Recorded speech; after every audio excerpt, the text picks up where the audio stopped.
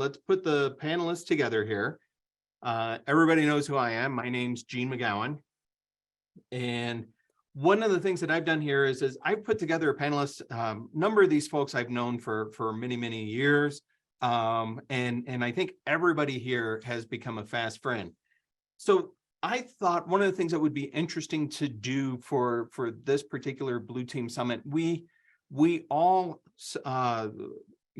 have a number of things that we evaluate in our jobs and different areas. But one of the things that often gets overlooked is the ability of producing big improvements from tiny gains.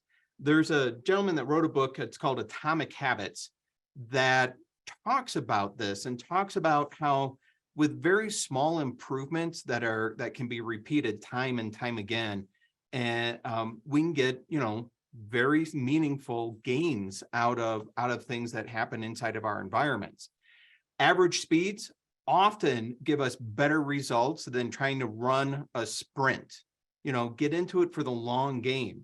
One of the big things that came out of it for me is the fact that the system that you develop is often more important than the goal. One of the examples from the book was everybody goes to the Olympics wanting to win the gold medal, but very often the system that was put in place for all of the training to get to that point makes that last difference, that sub-second difference of being able to win that. So we're going to talk a little bit about, what are some of these 1% improvements that you can take on a personal level, that you can take into a team level, that you can bring even to your organization as well. You can say yes to nearly everything that really matters if you are strict about saying no to nearly everything that really doesn't. And that's one of those 1% things that we can start taking advantage of. So from a quick example perspective, okay, British cycling. Now this is going to be kind of interesting.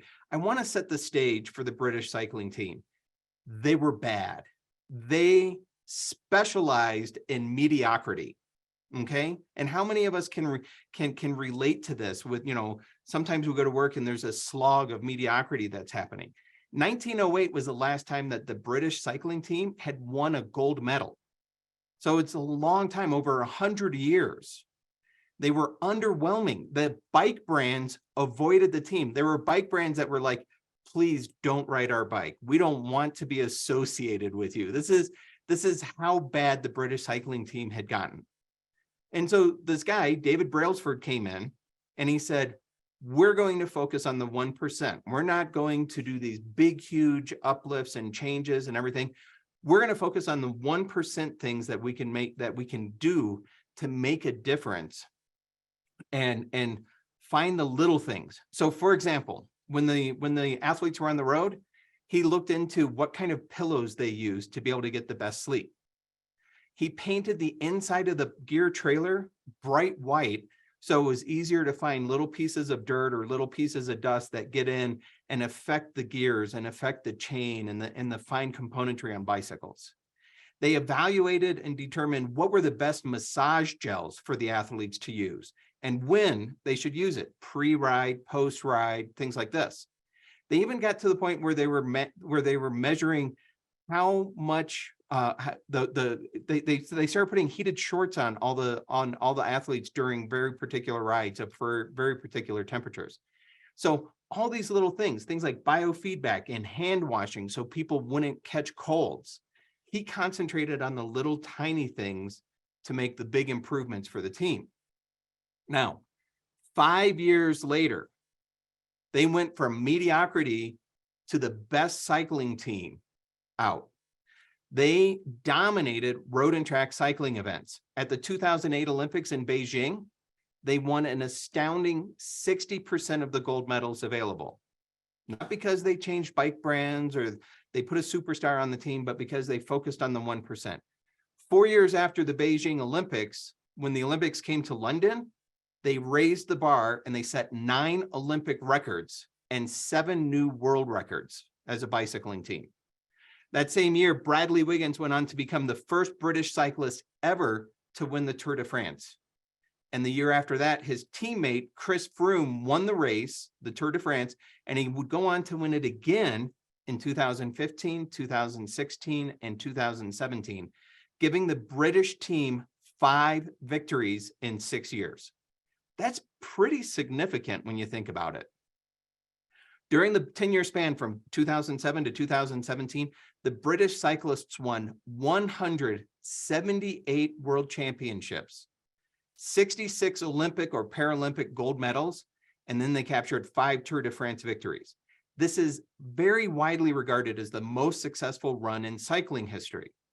Now, the parallel for all of us is, I think, and I think all the panelists agree, there's a number of things that we can do to be able to implement 1% changes on our teams, 1% changes in our SOC, how we handle interesting topics, whether it's a process or it's use of technology or it's people issues. So the whole idea for this conversation here today with all the panelists is we want to talk about the 1% improvements that can lead to really big gains inside of our environment. So in order to introduce everybody, we've got some great panelists here. I don't want to necessarily steal anybody's thunder, so I'm going to ask each of them to introduce themselves and then talk about maybe a 1% gain that they've had in their previous experience in their work or personal life that made a big difference. My example is when I was in the Navy, we were going out on a long deployment, and I set a goal of being able to make a recommendation for small changes to all the electronics and computer systems that I was responsible for. Because of the length of this deployment, I said, I'll try to do half a dozen. Well, turned out I did 24 different recommendations. A resistor in the identification friend or foe system, or a better way of cleaning the head reader on the magnetic tape system for the mainframe on the ship. Every single one of those individual recommendations became mandatory fleet-wide changes. Now, it was just a small personal goal of mine, make a couple of recommendations, but the impact of it affected the entire United States Navy fleet. And it turned out when I got back from that particular deployment, the DoD walked on board and asked the captain, like, hey, do you think you could get away with letting McGowan come work for us? Because we'd love to have him be our point man on some of this gear. So it can have a big impact. Let's start with, I'm going to just go down the line. Daniel, you want to go first? Sure. Hi, everybody. I'm Dan Ayala. I'm the Chief Security and Trust Officer for a company called Dotmatics. We're a bio health research and development technology company, electronic lab notebooks, flow cytometry, gene mapping, protein mapping, and things like that, all supporting health and general research R&D. I've been in the industry for about 30 years. I grew up with InfoSec, including a long stint in incident response. I think my 1%, because as we go through the session today, as we talk about how I've been able to leverage it in response in Blue Team, I'll do a different one here. I'm a getting things done person, GTD. It's a concept where you don't just live on lists, and don't just live on what's loudest and most recent as the thing you need to get done. And one of the concepts in there is a daily review that you, at the beginning of each day, look out at all the things you need to do. And I've historically been very bad, or I had been historically very bad at this, because I'd walk into the office when we all went into the office, and I'd sit down and the email would pile up and the people would show up at your door. But the first thing to be done was to do this daily review of all the stuff, just like a brain dump of all the things you need to do, get them in a queue and prioritized. And so over time, it was very difficult to do this. And so I just started saying, all right, we'll start out with 2. Let's dump 2 items into this, and then 3, and then 4. And over the course of about 6 months, I was able to build the habit that doing the daily review in full, before I was able to, I was actually able to stiff arm the rest and say, no, not until I get this done. So it was a combination of building out in small increments, but also to build a habit. All right, Tony, how about you go next? Introduce yourself, and do you have an example of a 1% gain that made a big impact for you? Yeah, sure. My name is Tony Miuccio. I'm a principal cybersecurity engineer and SIM specialist. I've worked on over 250 unique SIM environments, so I've touched on everything you can imagine. I would say for me, in my career, 1% gains is focused on asking questions and taking notes. And this is something that I tell everybody, even starting in cybersecurity and moving it forward, is, if you're trying to figure something out, ask questions. Don't be afraid to ask stupid questions. Be the idiot in the meeting and make sure that you really understand what you're looking for and what you're trying to defend against. And when it comes to taking notes, it's all about making sure that once you've asked the question and you get the answer, or you're shown how to do something, that you know how to do it from then on. So take notes so that you can actually repeat that over and over. So when I started at Optiv MSSP about 9 or 10 years ago, I started as a tier 1 analyst or engineer. And mostly my job was just to push tickets, find a problem, let somebody know. And within 8 months of asking questions and shadowing my mentor, I was doing tier 3 and tier 4 work. So you can go very, very quickly if you focus on the right things and make sure that you're not asking the same questions. So, take some time, shadow the right people and find mentorship. So, and even directors can take this, right? So, you might be the most experienced person on your team, but there are people that are more experienced than you in different realms. So reach out to them and just, network with them and ask them questions. So it doesn't always have to be somebody within your organization, just anybody. All right. So make use of LinkedIn, and start those discussions. All right, so let's move along. I'm going to call on my old Navy buddy, Scott Lynch, and SEC 555 instructor. Scott, introduce yourself and come up with just one. I know you got a lot, but just 1% gain that has made a big impact for you. Well, it's tough. So to follow up on everybody here, my name is Scott Lynch, like Gene insinuated. Ex-military, spent 10 years with the U.S. Navy, active in reserve, working intelligence and electronic warfare. And then as of recently, just left a job of 23 years doing security operations as the global manager. And I will say that in my time that I've had in the last, say, 30 years, to make myself sound like a really old person at this point, the gains that I gathered from my experiences as well in the Navy, ironically, it's something that we don't generally see in the civilian community. And I shouldn't say that we don't see it, but I haven't seen it as much as I've seen it in the military. And as SANS instructors, we spent a lot of time with the U.S. military and other foreign agencies trying to help them become better at detection and building all the security apparatuses. But the big thing is, letting your people grow.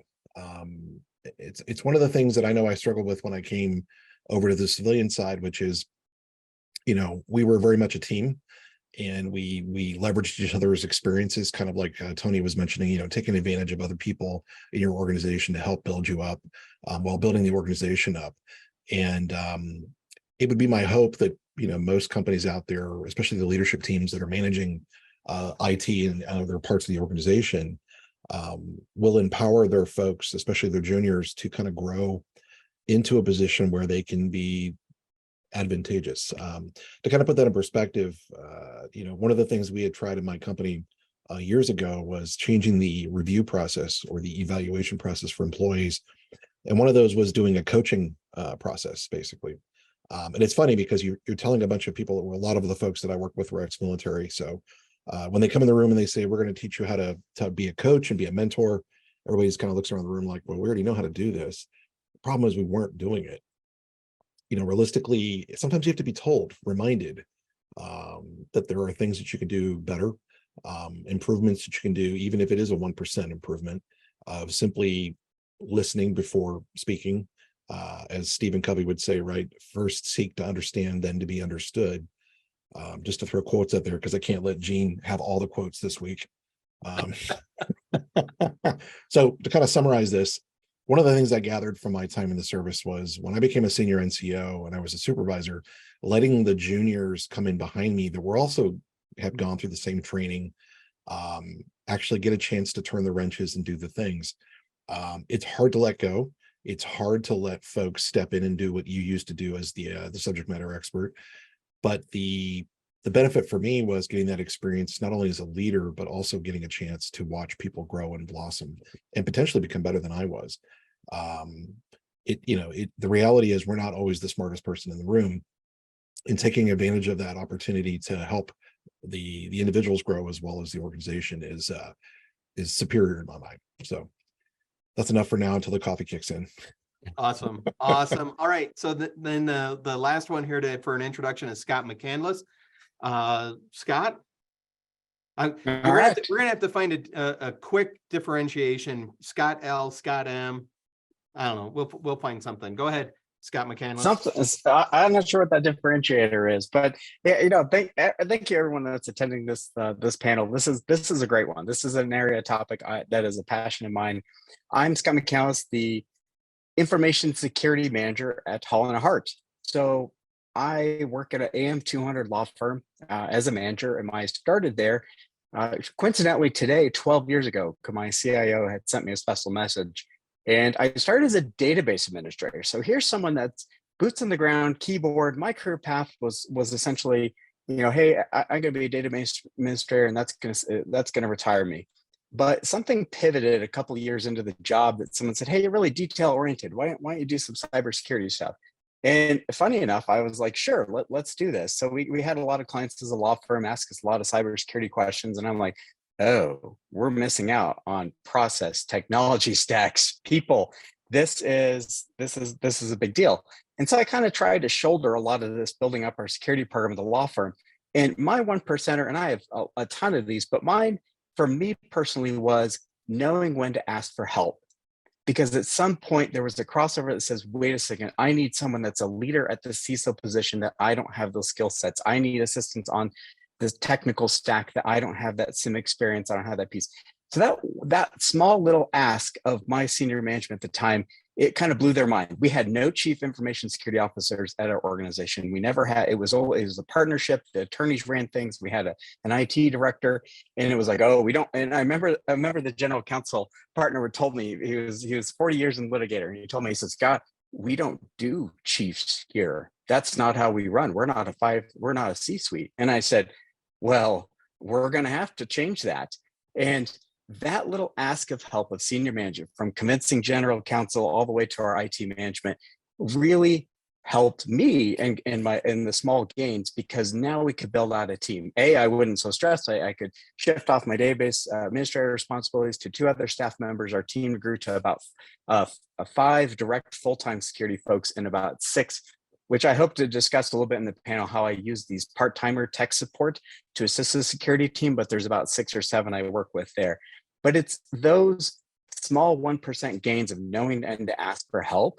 And I think that is really important. And at any point, I've got 40, I was telling Gina this, and I don't know how I calculate it. I was just like, I was watching Top Gun. I'm like, I got about 40,000 hours of flight time or tech time in my career. I started in early 2000.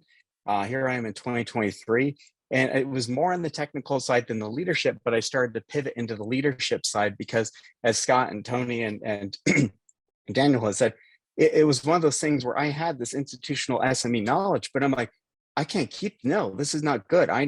There's others that need to know exactly what I know, and they can do it better than I can. I don't need to be the smartest person in the room. And what can I do? And the only thing is to ask initially that engagement. And in my case, it was, ask for help. And it happened to be on the people side, because in the end, that's what cybersecurity is. It is not about an individual's gains, but it's about the team's gains and winning the piece. All right. Thanks, everybody. I think we're off to a great start with this. I've broken these questions down into 3 main topics. Number 1, people. Questions around, because this is, I think, and Scott, you and I both teach this in the 555 class. The 3 main areas of concentration are really about people, process, and technology. And in so many organizations, so many teams, if we focus on the blocking and tackling around these 3 particular areas, we can really make a profound impact to it. So I'm going to start with some questions about people. One of the challenges that we have in the marketplace today is companies, whether we're writing the job descriptions ourselves or it's gone out to a committee, everybody gets to put in their favorite bullet points for a job description. HR says we have to include these particular line items. Job descriptions are coming out of companies as if they're looking for a unicorn or a purple squirrel with all sorts of qualifications. And my first question to each of you is going to be, what are the small changes that you're implementing in your practice as a person in a leadership role, okay, where you're changing your hiring practices to make a significant impact, to help solve this challenge of missed expectations of what we're looking for in the industry and how to start closing the gap on some of these. Scott, Lynch, I'm going to start with you because I know you and I have been chatting about this here recently. So why don't you do that first? Wow, there's so much to talk about on this particular one line item. So one of the things that I kind of enjoy about working in the management team, my previous organization, was getting the chance to actually do a lot of the interviews for hiring of new staff. Pretty much, for a handful of years, I ran the IT organization in the US, and we would interview a lot of candidates. And ironically, some of my background, I was a Cisco instructor for a Cisco IT Academy for 13 years.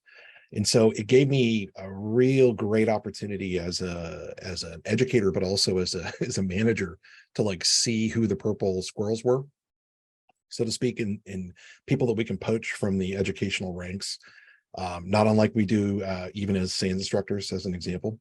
But not everybody has that benefit, right? You don't always get a chance to spend 10 months evaluating somebody's technical capabilities as well as their interpersonal capabilities, right? Because I've worked with some great people that were very technically smart, but their interpersonal skills were horrible. And they just needed what I would sort of call time to sauce, right? To become more humble and understand that they're reasonably smart in an area that they're talking about, but their knowledge of how to interact with people is very limited. And so without going down that rabbit hole, because I feel like between the squirrels, rabbit holes, and everything else, we're going to end up in weird places. The big thing for me was, in a lot of cases, and especially something that I've noticed now, and it's funny, Carson, if you're still sitting around here somewhere, I had a question at the last Blue Team Summit that somehow never made it to the screen, but myself and Gene, we were kind of talking about the people, processes, and technology was one of the big items out of the 10 habits of Cybersecurity Operations Center that sort of changed and deviated in the 11 habits, and which of course is something that we talked about in our course. The reason I bring that up is, I suspect with COVID and everything else that happened with everybody going on lockdown, working from home, and then a lot of the quiet quitting and a bunch of other stuff that's going on in the community, that there's been a challenge in hiring qualified people. I've seen it. I've ran into other managers. One of the benefits of being a college adjunct is to have other staff members that I work with that are also working as executives in companies, and they're saying the same things. I've got 13 open positions. I can't fill them. I can't find candidates, blah, blah, blah, blah. It's the same old broken record. What I've noticed in the process of doing interviews is there are a lot of folks, not necessarily that can't do the job, but they don't know what the job is. They look at not a resume, but a job posting. They apply because that's what they want to become. That's who they kind of want to be, but they don't have the technical background or the skill set. And it really comes down to the employer to make a decision. Because this, again, going back to the military, we bring you in, we put you through boot camp, we train you, we shove you out in the field, and then we give you OJT for 4 to 6 years of your life. Theoretically, you're supposed to grow from that. Some people don't succeed. Some people go off to have, great careers. I think the same thing needs to happen in the civilian sector. We have to be willing to train folks, but at the same time, understanding the risk of teaching somebody to be a purple squirrel is going to potentially lead to them leaving. And one of the things that I took, and it's funny, I didn't bring this up as one of the 1% things, but this was one of the things that I did do differently that kind of shocked a lot of the people I worked with, is when I'd have an employee and I would build them up and we would get them training. I mean, I would bring somebody in who had just completed their Cisco CCNA. And then if they needed virtualization training, we would send them off for VMware to become a VMware VCP.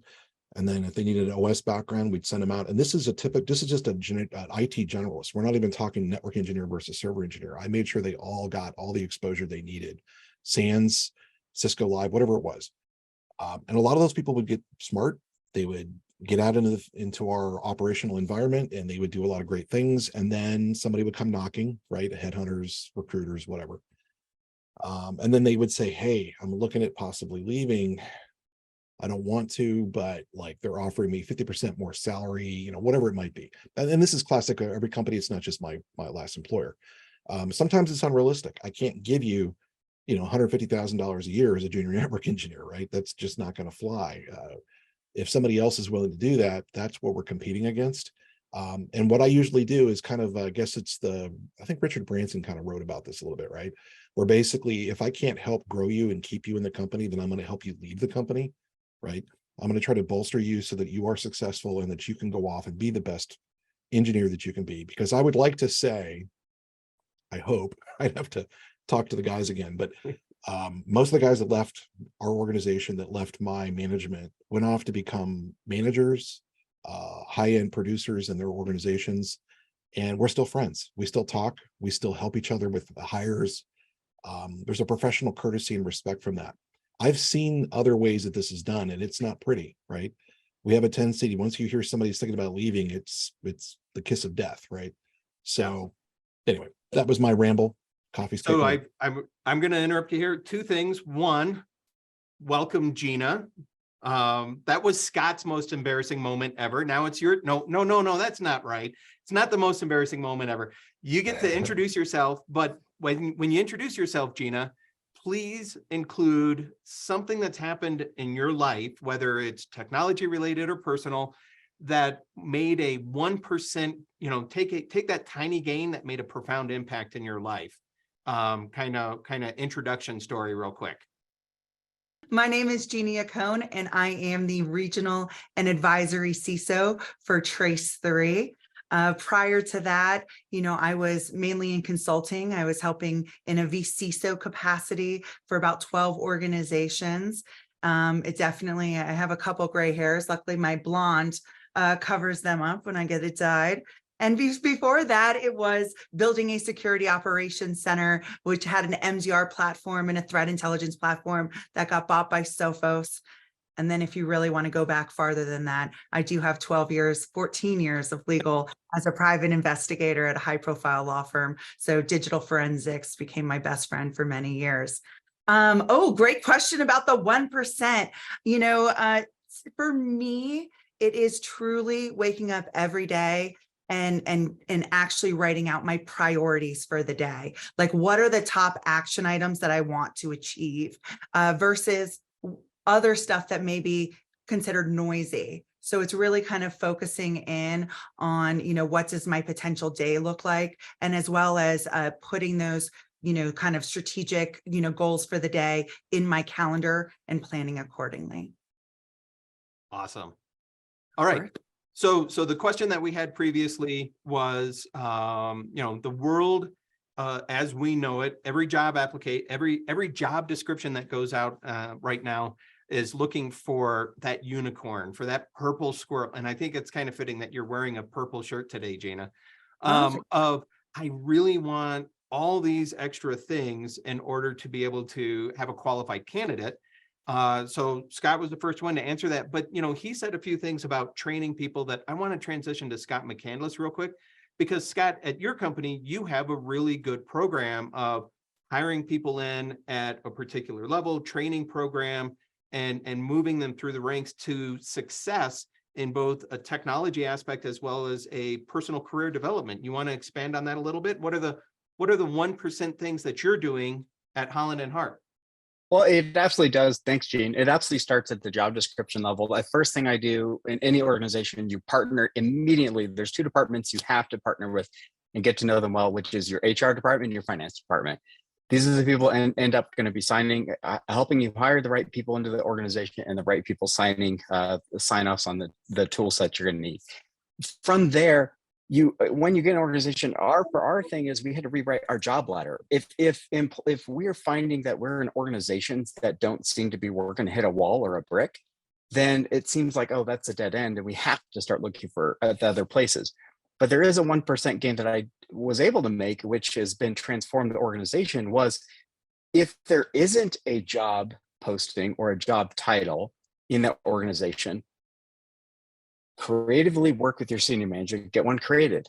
I've had 3 job titles. In other words, I've survived, or not survived, I don't know what it is. I enjoyed working at Holland Hart in the past 12 years. I heard survive. It's attorneys, working with attorneys, it's crazy. But be creative in your organization. You don't have to just take what HR tells you in this job description, this job titles. I worked as senior manager and got 3 job titles that never existed in our organization, and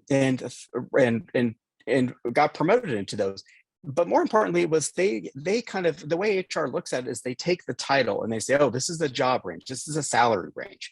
So our organization loved to keep everybody as analysts because they knew the top medium amount for this income was at this amount. So if we bring in engineers, well, or administrators, well, then the salary range changes. So they all meet at this conference in Las Vegas. I forgot what it's called. And they all talk about this. And basically, I think they find out what this funding is. But once you have this job ladder piece, you have these new job descriptions, it creates new opportunities for people to join the team.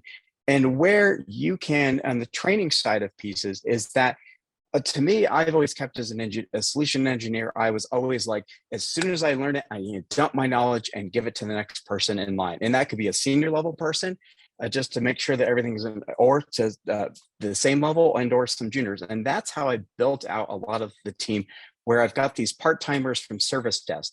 They all express this interest in cybersecurity. They want to join, they want to participate. And I immediately, as a leader, I'm like, I need to get some of them, at least some of their downtime, 25%, 30% of their time, 10% of their time. I need to introduce them to this field because they're going to be on my front line essentially. And so I've ended up collecting, I don't know, I think when I was talking to a consultant and I pointed to my team, and there was like 6 of us at this meeting. And he kind of commented like, your team is bigger than I've seen at 15,000 people organizations. And we're only an organization, 10,000 people.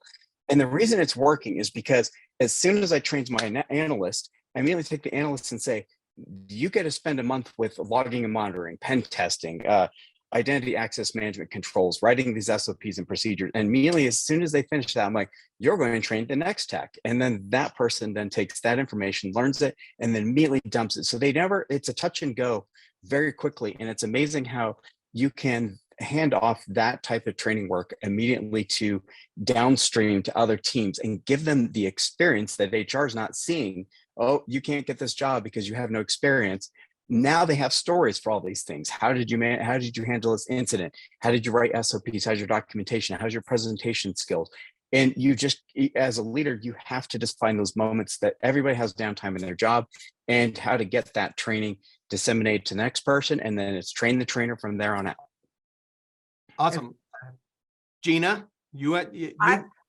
that's impressive, Gene. Like, that is so cool what Scott's doing, right? So thinking about how to, keep your staff really excited about the job and evolving their game by like allowing them to shadow, definitely commendable, Scott. And I think a lot of other organizations should take that lead. And to have a consultant say that you have, a bigger staff than most huge companies, kudos. So that just gave and technically you work around HR because you don't have to hire them.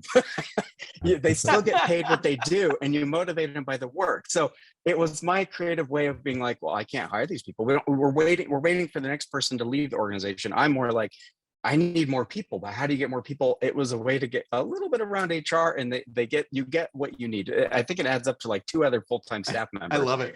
I don't have to hire them. Somebody else already hired them and they work at my company. I'm just going to use them for a little bit.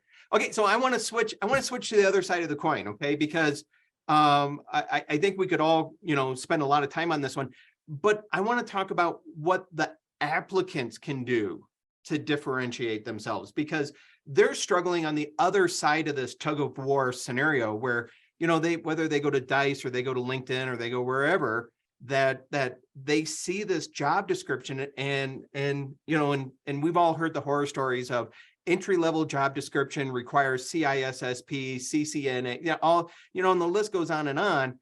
what's your what is your recommendation to the average job applicant when they're reviewing this type of stuff and trying to find a way in?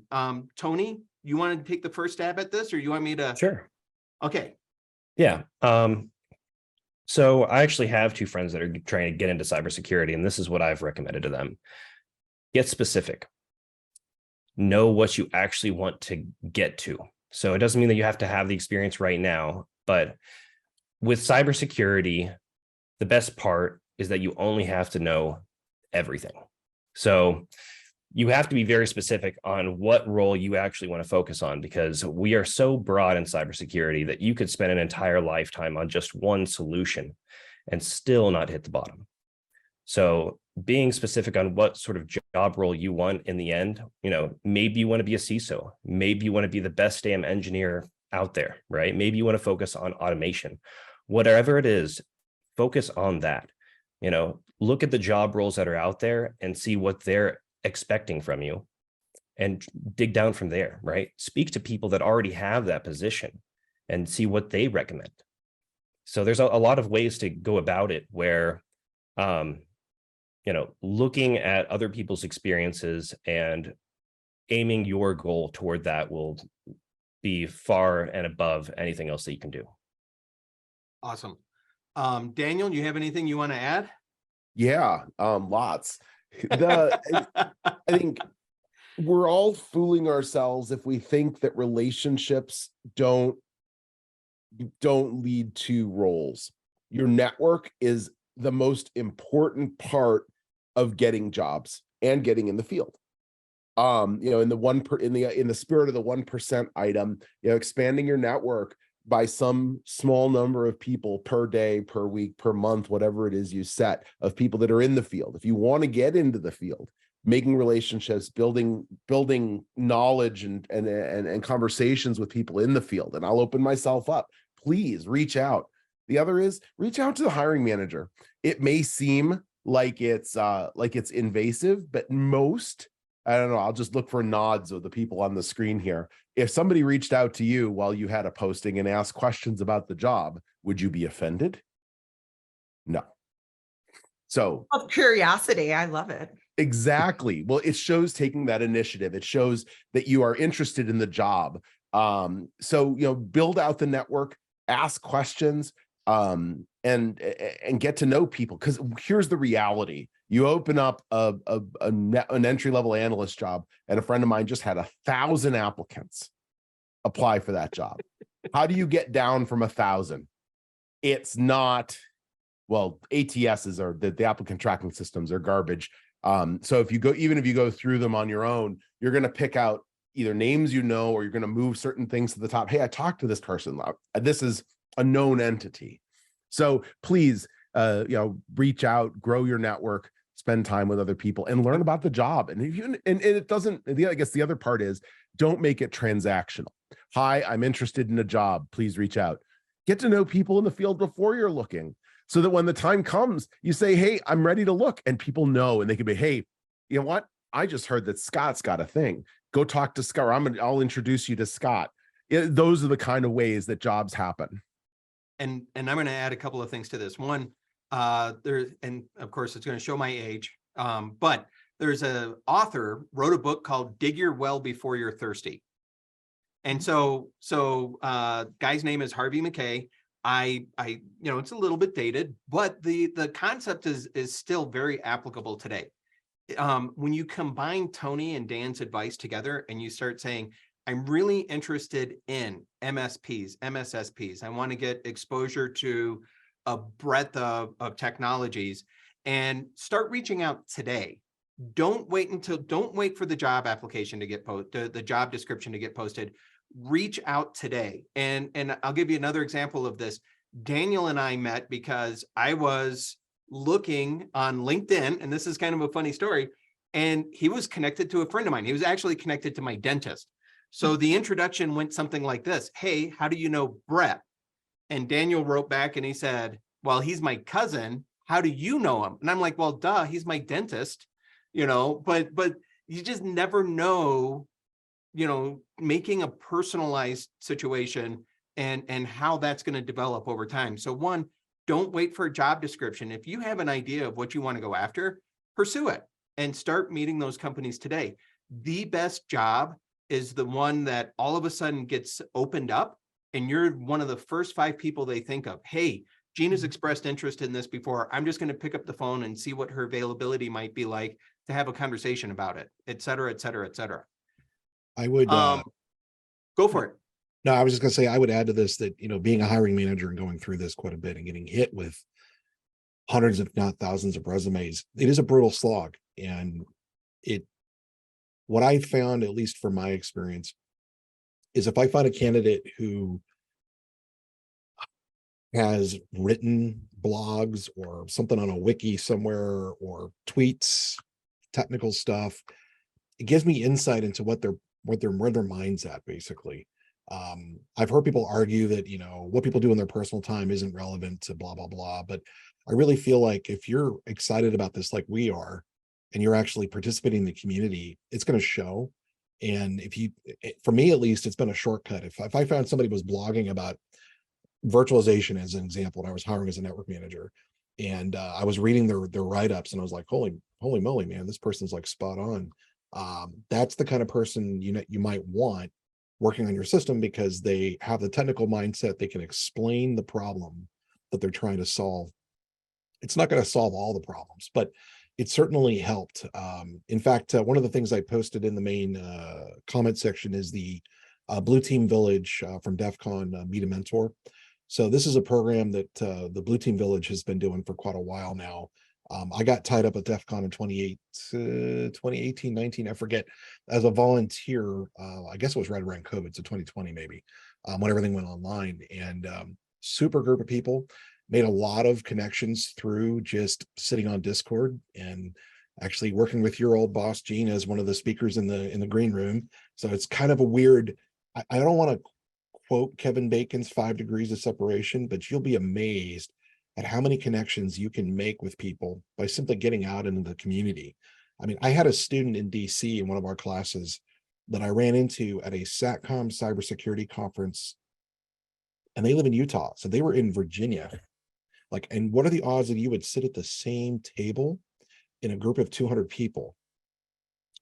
And then right behind me was a director of NASA that I'd worked with for another. So the point is, you make connections, you make those people connections, they last, and they will help you. I was telling Gene this last night, and I'll get off here in a second. One of the things that I could not figure out a job that I've had where I didn't have a friend or a connection. I couldn't figure one out. Like, every job I had short of joining the Navy, and I cheated. My dad was in the Navy for 20 years and he was a recruiter. So when I walked in and I'm like, take me, they just kind of looked at each other like, what's going on here? I think I never knew that about you before, Scott. Now I'm slightly disturbed that your father personally recruited you into the Navy. No, unfortunately, but the two chicks that got me afterwards, they're like, do you want to go over any of the things we're going through? I was like, nope. I've been in this office before as a child. My dad was here. I know how this works. They're like, wow, if everybody was this easy, right? So the point is having those connections. Even when I got out of the Navy, I made a connection when I was on the ship with contractors putting in a new electronic warfare system. And I just made a comment one day. I was like, man, I'm thinking about getting out. I got to find a job. They're like, don't worry, we've got your back. And I was like, what does that mean? Next thing you know, connection, job offer, life goes on. So now some people aren't always going to be able to communicate. And this is something maybe the panelists can talk to, because I'm a talker, as you can tell, because I can't shut the heck up. But for people that have trouble talking and speaking and making those connections, what would your thoughts be on how to remediate that? Because I know there's a lot of people in tech that are very uncomfortable with this. Introverted. We have I would- both. We have Yes. introverts and we have imposter syndrome.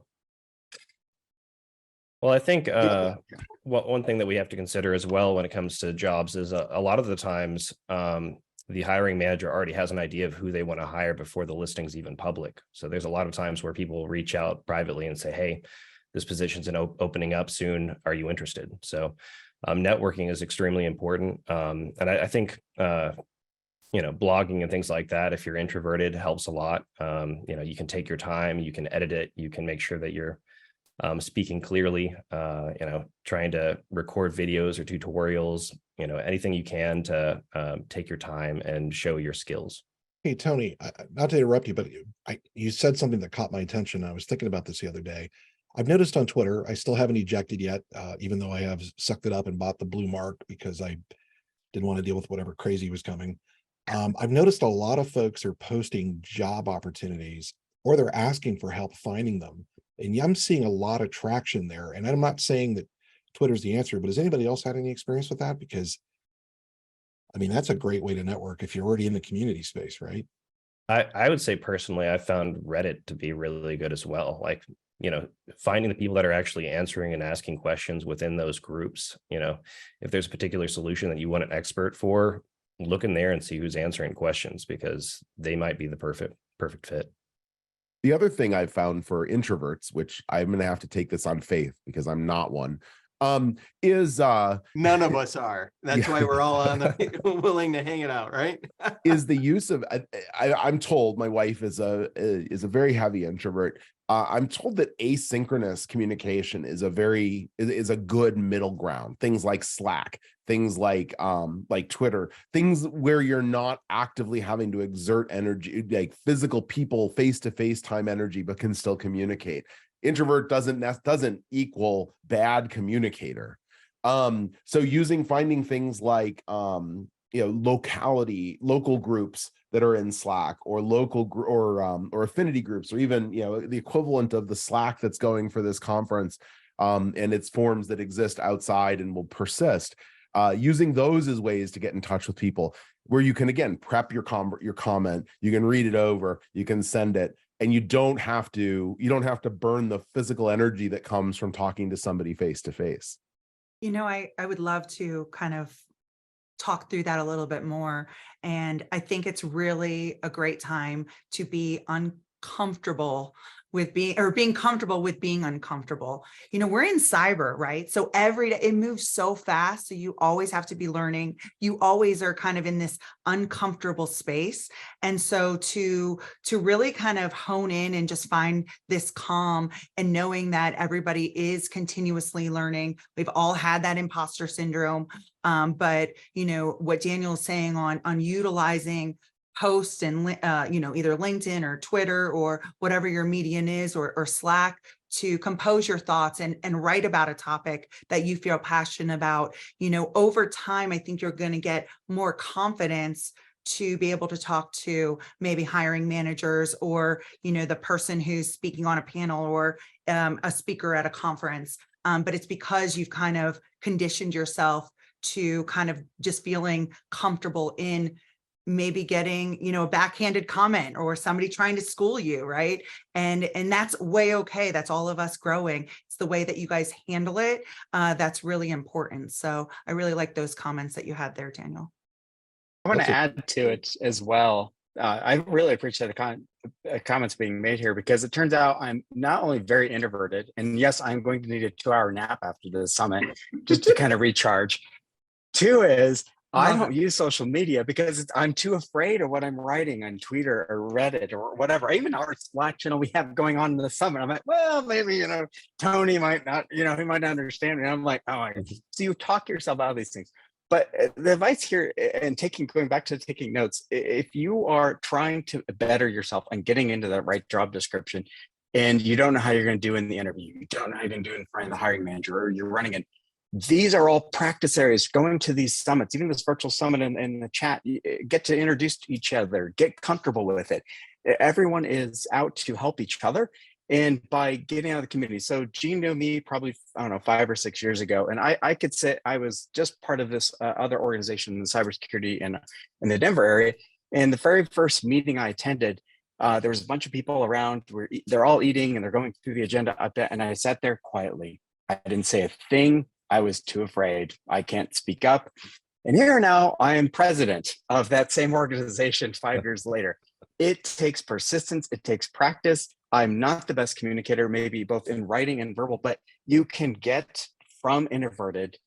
And it's exactly what everyone's saying here. You've got to get in the community. And whether that's, and I suggest, yes, go volunteer. Even if you're a goon sitting at a conference, even if you're just kind of a room moderator, introducing somebody, it starts to get you more comfortable in front of people.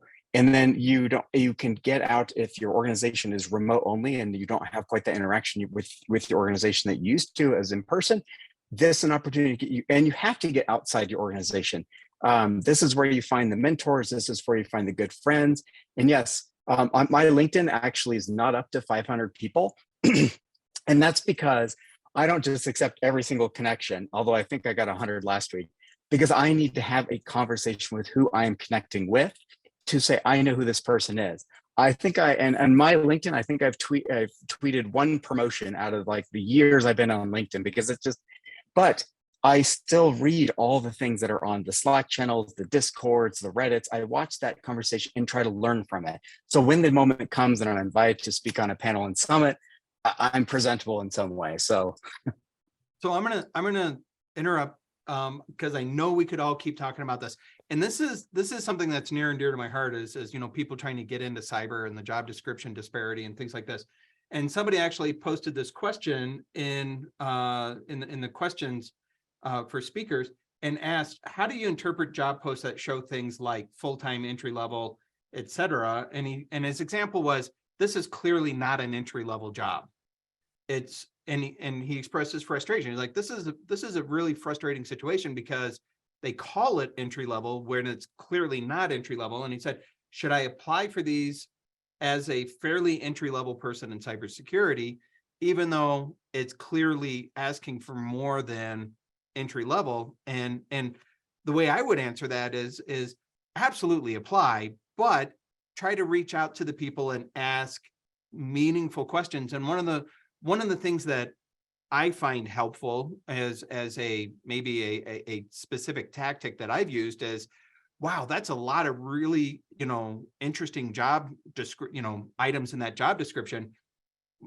Mr. Whoever at the company that you get to, reach out to someone that's not the hiring manager and try to start a conversation and say, is this like, is this company policy or company culture that they just try to slip as many things in? The job descriptions are very often written by a committee, not by the actual hiring manager. And then the second thing I would always say is what are the three most important items out of the list of 12? And why are those the most important? And ask questions about what do you expect this role to do as solving the business problems in the organization? Does that, I have a counter counter opinion, Gene. Hiring managers need to learn not to write bad job descriptions, and therefore those are jobs that people shouldn't apply for. I mean, I know people are looking for jobs, but Occam's razor says the simplest answer is usually the true one. They don't know what they want out of the job, which means 12 months from now, you're going to get your performance review. They have no idea what they wanted the job to be.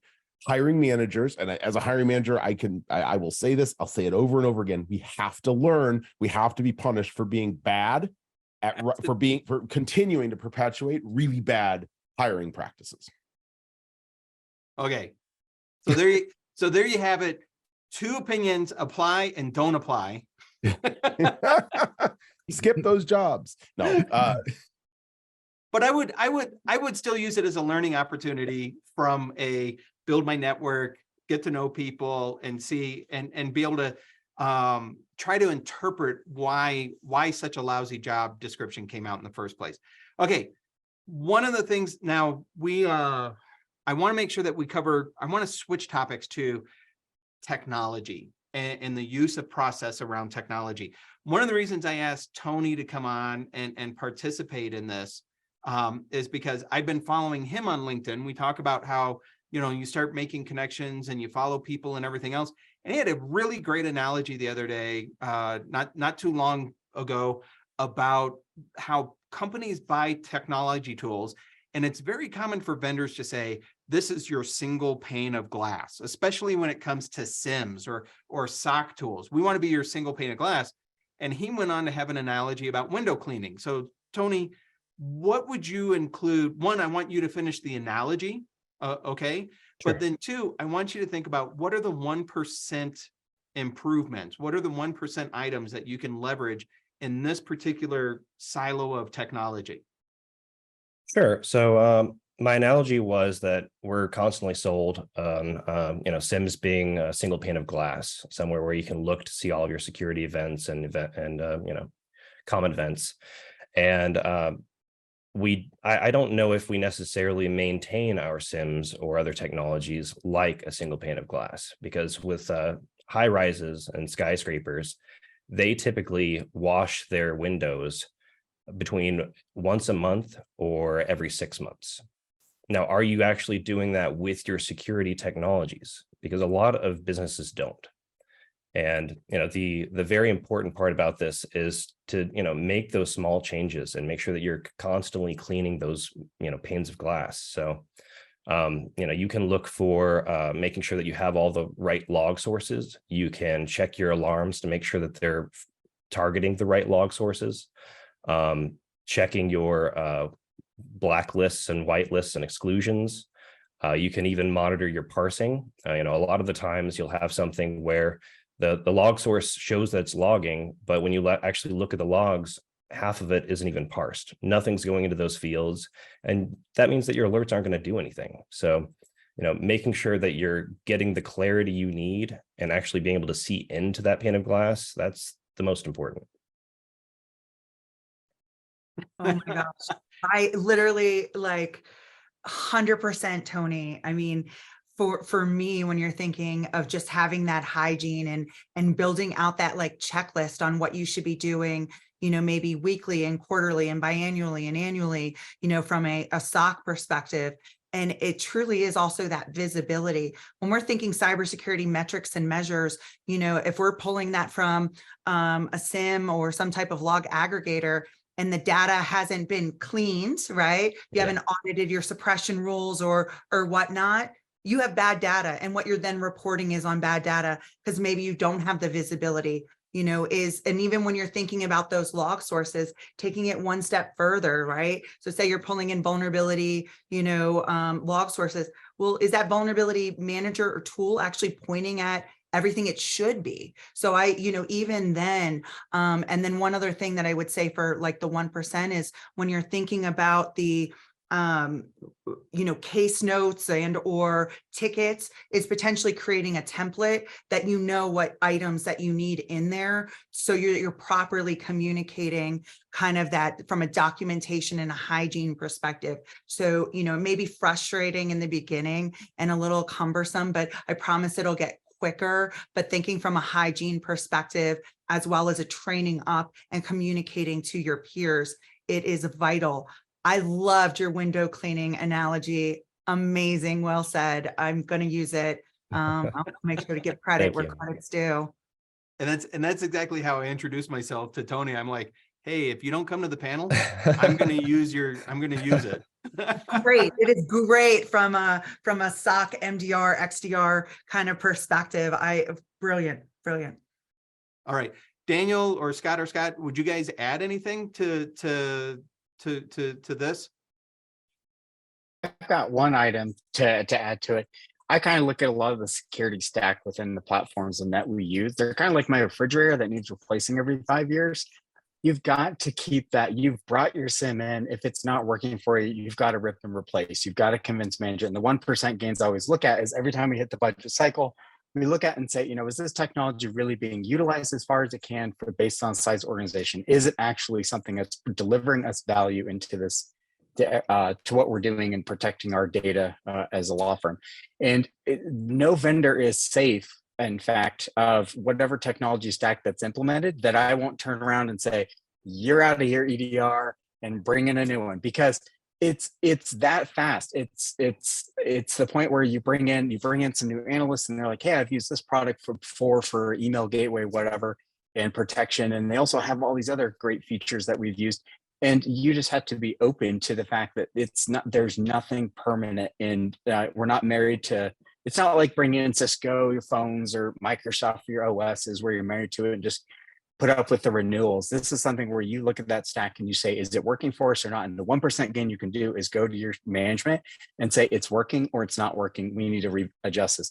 Your leadership will support you. There are roadblocks that you'll have with all of that and the fork and lift, but in some cases it's worth it to your organization.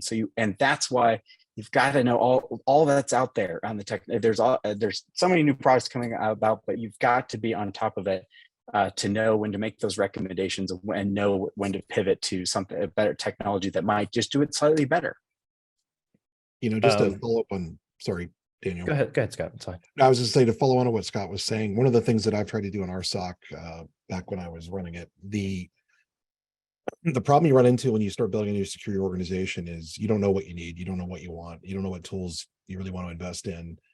And salespeople are definitely going to try to convince you that everything they have is what you want. And I can't, argue with their position. They're trying to make a living selling products, and a lot of those products are great. But in a lot of cases, because we haven't defined the requirements, this whole begin with the end in mind approach, it's really, really hard to commit to one thing or another. And we've made mistakes previously, everybody does, where you buy a product and you're like, wow, this really did not work out the way we expected it to. And then you have a choice. Do you continue to feed it money like a slot machine, or do you yank it and replace it? And this is one of the things that we try to talk about a lot in 555 on the SIM side of the house from a tactical perspective is, define your requirements. And if you don't know what they are, starting with open source isn't a bad approach, because at least you'll know what you don't like. If you do something with any of the open source products that are out there and you find that there's shortcomings, is there a commercial tool that fills that gap? Does it give you the augmentation in the support that you can't get? Because ironically, when I was a network engineer, I was like, all open source, yay, this is awesome. As Phil Hagen used to say, free software is only free as in, like, if you don't value your time, basically, something to that effect. Because I had plenty of time. I wasn't really doing a lot of critical things. When I moved into management, I had to make decisions quickly. We had to solve problems quickly. We needed support when we needed it. I couldn't wait a week or 2 weeks for something to happen. And so realistically, having the ability to call in a commercial vendor is really, really critical in a lot of cases. So I always kind of try to tell everybody to take a step back, look at what you're trying to achieve, whiteboard it out, talk with your team, talk with the other folks of the IT organization and say, hey, we're thinking about going and buying this network monitoring tool, or we want to buy this NetFlow tool, or we want to use Zeek, or we want to use SIM. God, the first time we went down the path of doing a SIM, it was like people were throwing names out there. And I'm like, do we even know what these companies do? Like, what does the product actually give us? A couple of the products that I tried were horrid. They were bad. Yeah. And I was like, wow, I'm so glad we didn't commit to that thing. And luckily, that's the benefit of, by the way, of having friends in the other parts of the community, is I can call up Scott as an example and say, Scott, have you guys ever used this before? They'd be like, yeah, it was trash. You'd be like, good to know. Run away. Yeah. So that was kind of my point. So thank you, Daniel. Yeah. I think you wanted to add something there too. Yeah, a couple of things. One, the idea, we live in a world of software subscriptions, and in 99% of my life, I dislike subscriptions. I like to own something, but in this case, buy small subscriptions and nuke it, jettison it when you don't need it. Sunk cost fallacy never applies more than when building out a SOC. The tech changes too much, the needs change too much. But on the other hand, you have to be careful of, shiny object syndrome or gear acquisition syndrome. I'm a photographer, and it's a big habit we have, just buying new lenses and bodies all the time. That's an acronym, right? GAS, yeah. Yeah. So Canon bad appreciates gas. you. Gear acquisition syndrome. So in that, I guess the other element of this is boiling it back down to basics. This became a lot clearer to me now. The current piece I'm building is taking 13 organizations, smaller organizations, and building out one security program, one security operations across a very bespoke set. We didn't know, Scott, to your point, we didn't know what we needed or wanted. So we bought a very low cost item to just get us going, to find out the things we needed and didn't need. And then in 2 years, we will make a decision as to how we want to change to something a little more mature. So going for perfect to start isn't necessarily the right answer. The other is use the tools you've got. And I'm being very cautious about not buying whole bunches of new shiny things beyond the SIM. We're in an industry where there's always a new technology showing up. Focus on making the 3 or 4 core things you've got as efficient and useful as possible. Don't go buy every new shiny tool. I would agree with that as well. I just recently did a full research and review, full spreadsheet on about 26 different SIM and XDR technologies, just trying to get an idea of, what their features were, what their capabilities are, and what their limitations are. And, it covered 50 or 60 data points. Care And to it share? took quite a long time. Hey, message me, we'll talk. All right. But the information that I really got from it is that sometimes they don't even really know what they have in competition. So they'll show you what they can do, but sometimes they actually do more or less and don't realize it. So Mhm. a lot of businesses only look at 3 or 4 products at a time. Looking at 26 is rough. I mean, the amount of meetings I had to sit in for that was awful. But the takeaway was just that you really have to do your research before you choose as well, because yes, you can grab something, but if it's not doing what you need it to do, then it's worthless, right? So you can get tools that are absolutely phenomenal but are very, very slow, right? Sometimes you'll sit in like a SIM review and they'll start searching something and then they'll immediately open another tab because they know it's going to take a while. So they'll start showing you something else, and then all of a sudden the search is over and it took 5 minutes, right? So Coffee break sim. yeah. So you need to be aware of those sort of limitations and not allow a sales engineer to do what they're good at, which is sell. So keep that in mind. And I love those examples, because this is one of my, and I don't want to mention any particular companies, because I think all companies, all vendors, and I've worked for my fair share of them, suffer from this as well. They want to find that silver bullet that they think is going to tip the scales in their favor. One of the things that's happening right now is a lot of companies are coming back and saying, we can detect everything in the MITRE ATT&CK framework. We can detect every TTP. And so 2 questions. Number one, do you know yourselves well enough to understand if that even makes a difference to your organization, to your technology stack? But number 2, more importantly, why do you have to depend? I mean, it's a framework with all the answers already there. Why are you dependent upon another organization to do this for you? And do you really want to be that dependent? If you can, have you tried to do the big ones yourself? Have you evaluated the importance of them and tried to use it, accomplish it with some of the tools that you already have? So I think there's a lot of opportunity there when you're evaluating vendors, especially with, especially the perfect solution fallacy mindset. What does this really make a difference to me? And maybe I only need 50% of them, and I can do the majority of them myself. And then I, roll up my sleeves with the rest of my team and get the last percentage done. So one of the things I want to have a specific question about when it comes to both technology and process, because we talked about, sunk cost bias, we've got tools that we're not leveraging all the way. Do you have a regular process in place of evaluating this? Now, Scott, McCandless, you mentioned this previously, where, let's jettison it. Dan, you had also said nuke it from orbit when you're not leveraging it. But what are the metrics that you guys are using to determine this? How do you know if you've got, a boat anchor in your tech stack, and how do you change the perception of that tool to make things happen? Any thoughts about that? Listen to your analysts. Period. Next question. All right. No, I mean, in like all a honesty, feedback loop. Weird. listen to your analysts, the people who use it every day. There's a term in Britain that they use. It's on at the coal face. It's the people who are right at the front, the ones that do it. And I learned long ago, they're the ones that they figure out how to make it work. They know the pluses, they know the minuses. And they're the ones that'll tell you when it's not working.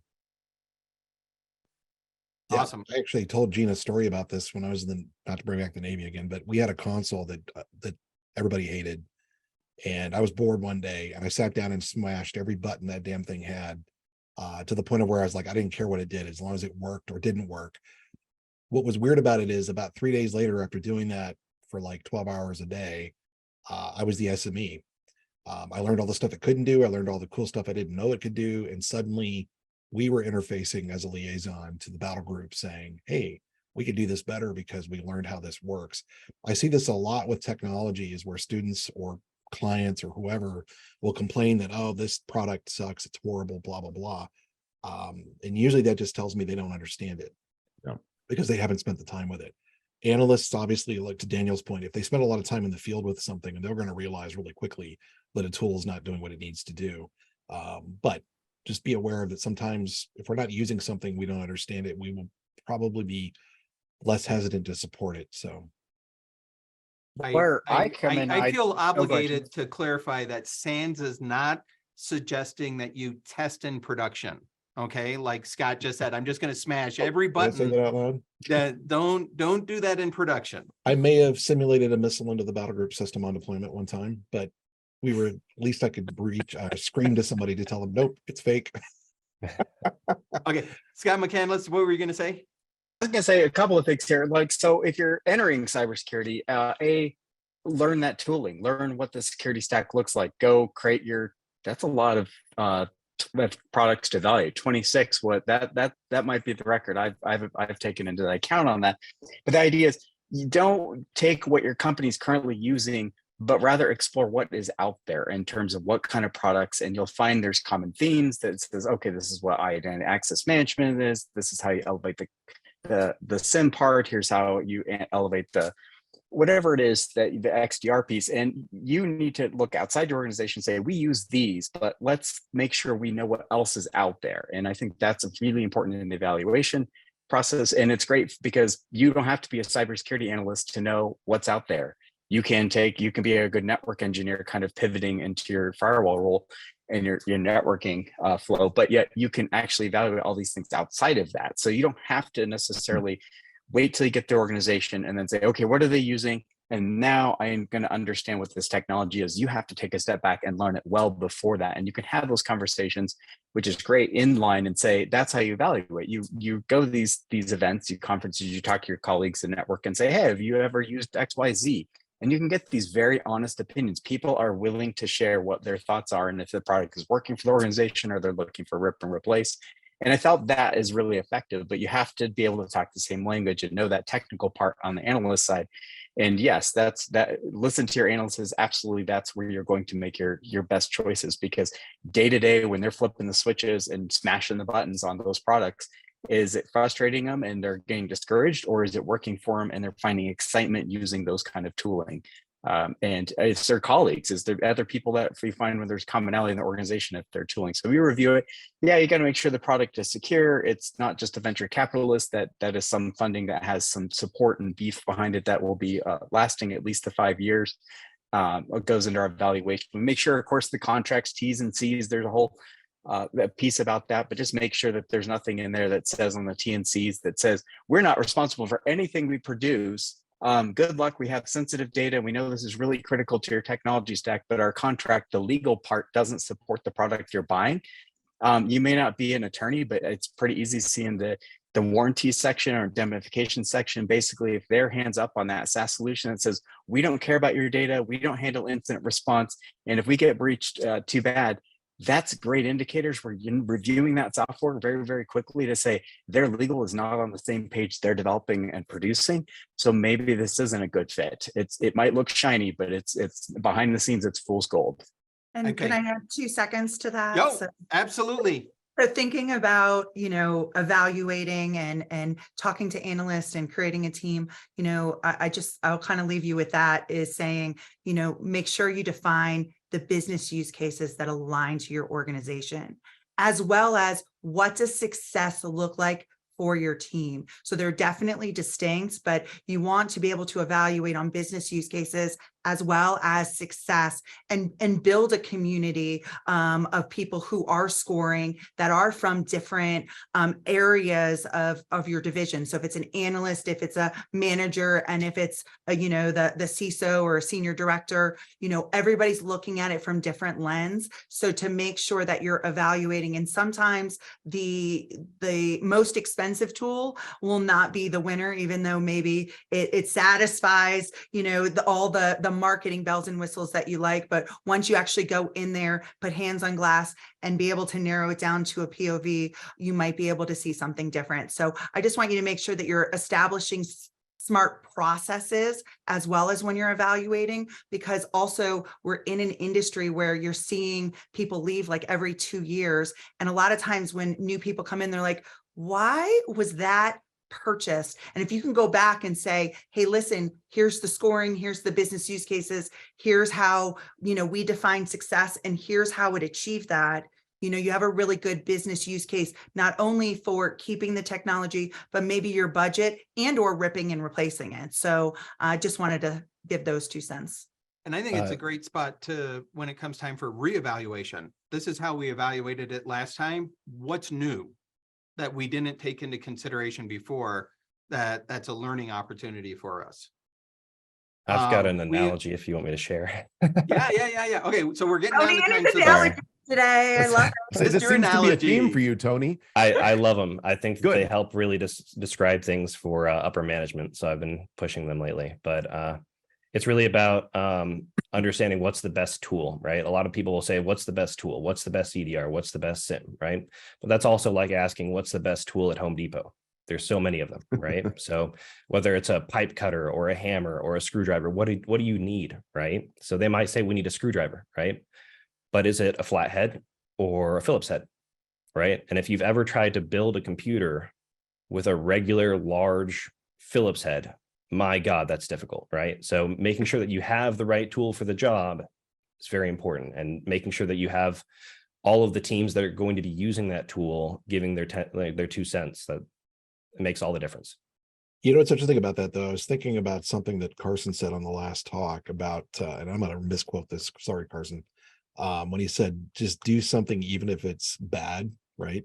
When I looked at tools, for example, I became a Ryobi collector over COVID because I think everybody thought they were going to be a woodworker, even though there was no wood. So why not collect all the tools? But later on, I started realizing, I was like, Ryobi's cool. It was like, maybe Milwaukee's the next step, right? And you start to realize that basically the drills, the screwdrivers, the saws, they all have a place. Some are good for using every day. Some are good for using once a month. As my father-in-law, who was a tradesman, was always saying, he's like, why buy a tool that'll last 100 years if you use it once every 5 years, right? We have to be able to balance that. What we're buying makes sense for the moment, especially like looking at things like Zeek as an example, right?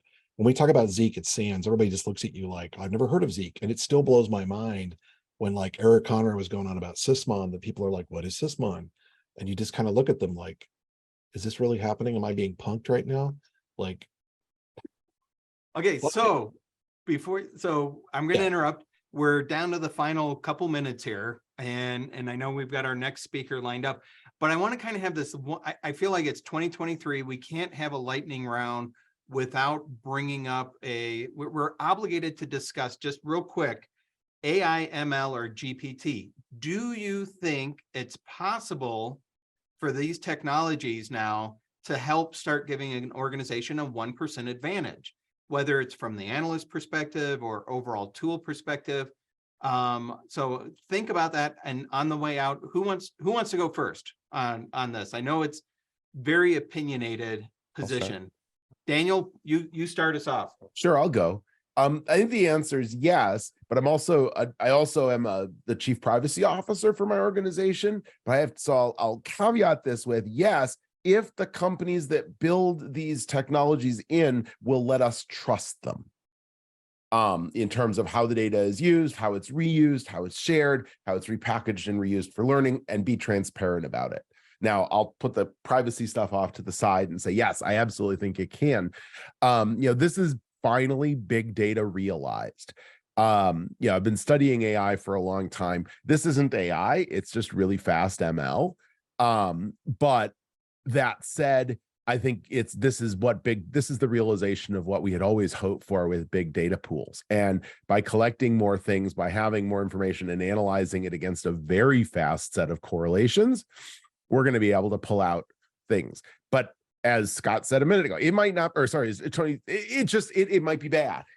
Just do something. It might not be great to start. Don't wait for perfect, but make sure that what you're doing is using your organization's data perfectly or well before you let it start Don't put slurping. IP in it. Well, IP addresses maybe. But not intellectual property. Okay. Yes. Scott McCandless. Yeah, I would just say about AI, same thing on that IP side of it. Working at a law firm, make sure those T&Cs align. What third parties are they sourcing that data to, and using it to analyze and improve your environment, but yet they may be exposing things that you're not aware of. So make sure the T&Cs, if they're claiming these technologies, is it in-house? Is it built in? Do they have their own machine learning? Do they have their own algorithms? And then what warranties and claims do they have in terms of using these third parties, and make sure they are treating the data as appropriate too. Okay, Tony, you got something to add? Yeah, I would say make sure that you train up your team or bring somebody on that understands how it's being utilized as well. So the actual analysis behind it and how it's aggregating all of that data, because I mean, you can get plenty of alarms going off, but if they're not actionable or useful, then it doesn't really matter. So make sure that you're utilizing that data and feeding the AI in properly. Okay, and then Scott Lynch. Yeah, no, I would agree with everybody's comments here. I use it quite a bit. You have become a ChatGPT master. I mean, Well, you know what it is so working with Justin Henderson, who was my mentor coming into SANS with the SIM course with Sec 585, I would say that I would run into Python problems when I was helping my daughter with her homework, because they teach at the high school now level, and I would ask him for help, and he's like, just use ChatGPT, it's your friend. And I have to be honest, it does a really good job with a lot of the programming aspects. And I'll say this, and I was thinking about this when you were talking about this, Gene. One of the things I've noticed with my kids, because they grew up in the early 2000s, they were born in the early 2000s. Back when we used to go to libraries, we would look things up. My youngest, who's going to be 15 at this point, she says we search things up. And I always thought that was weird because they're searching on search engines. And now I was thinking, well, with ChatGPT and things like it, with machine learning and whatnot, what will kids of the future, starting a couple of years from now, call it, right? Because my kids straight up look at me and say, Dad, did you use the AI again to answer this question? And I'm like, well, you're telling me if you Googled it and somebody had the same script, you wouldn't consider that usable? So there's an interesting context of things coming in, privacy and IP aside and all the other stuff. It's a very, very helpful tool, and I call it my silent partner when I'm working in a lot of cases, or that good friend that knows a lot about stuff, but you can ask them at 2 o'clock in the morning. Yeah. Okay, and Gina, you want to bring us home on this? What's your thoughts? So yeah, privacy and security aside, I'll leave you with the number 14% because the National Bureau of Economic Research came out and said it's boosting employees' productivity by 14%. So I say work harder, not smart, or work smarter, not harder. Yeah, I'm kind of, it's been a long day already and it's only 10:30. But, when we're thinking about that, I utilize it as my, assistant because I don't have one. So it has helped me with letters of recommendation and other things. And if it can get me 50% of the way there, or 30%, or 14, or 1%, why not? Awesome. All right. Well, thank you everybody for attending. Appreciate you all joining this particular panel and participating today.